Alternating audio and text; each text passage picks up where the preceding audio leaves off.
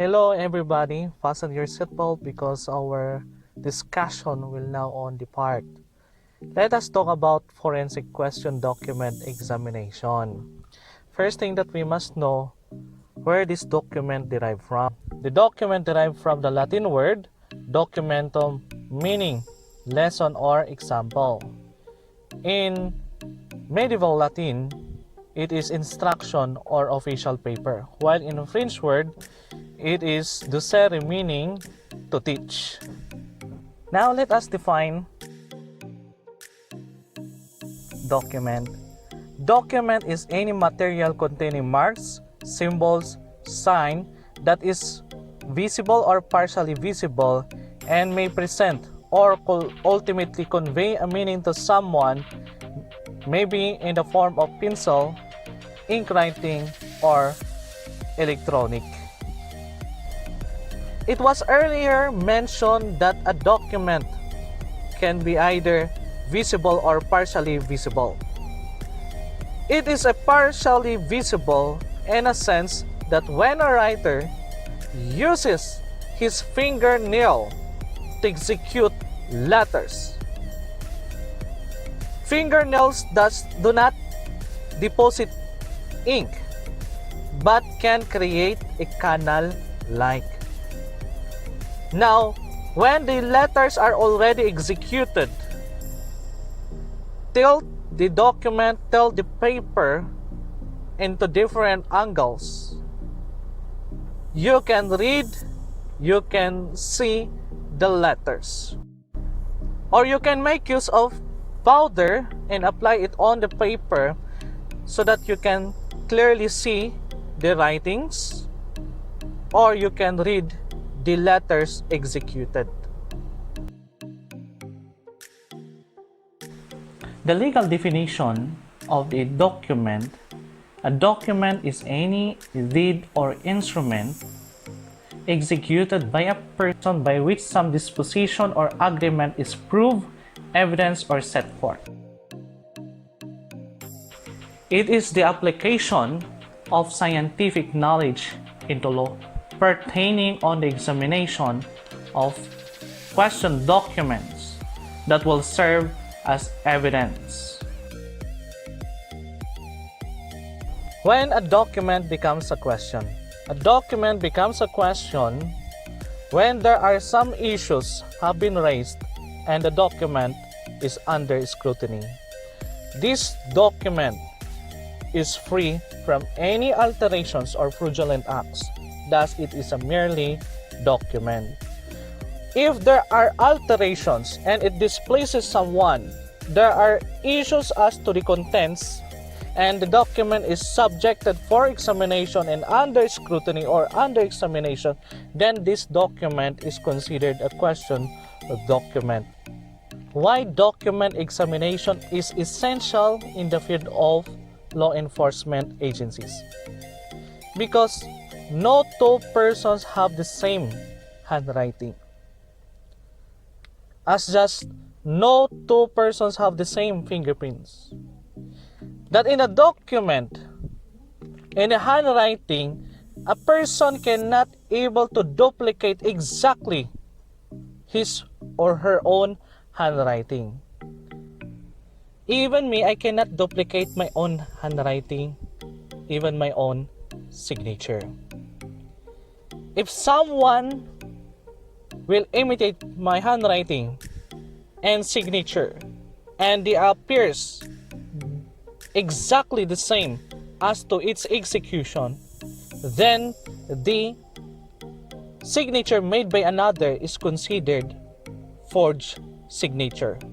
There are times when I will execute my own handwriting. A good example, executing letter A 14 times. You can notice here they are not exactly the same as to the way they are executed, but they are all genuine. It appears to be different on the execution just because a single person cannot duplicate his own handwriting. So we only call those changes as natural variations. but it doesn't mean it is forged. What are the three phases of scientific method of examination of documents?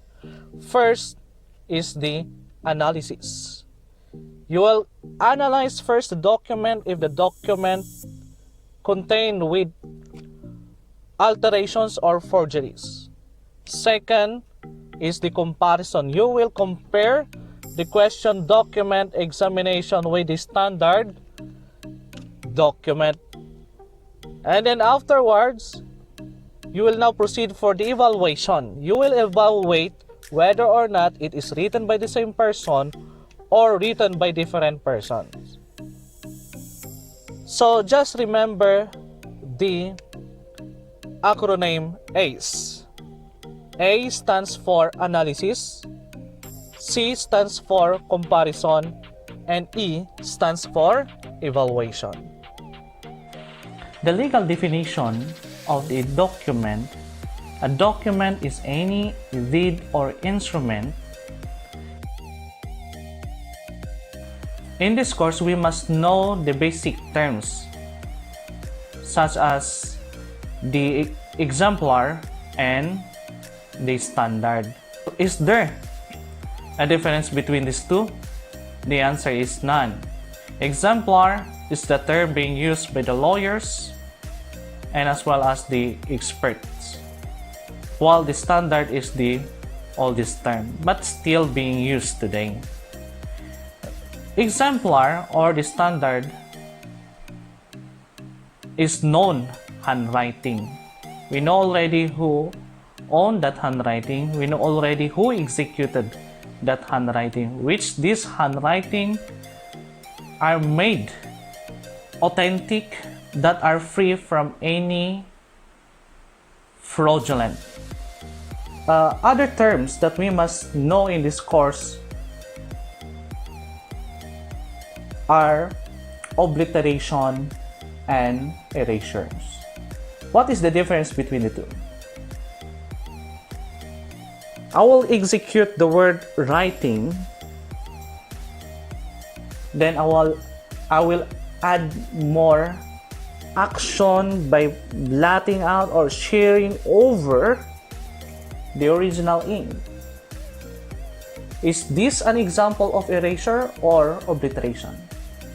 The answer is obliteration. Because when we say erasure, it is the plucking out the ink from this board or even the paper. You can make use of the mechanical or chemical erasure.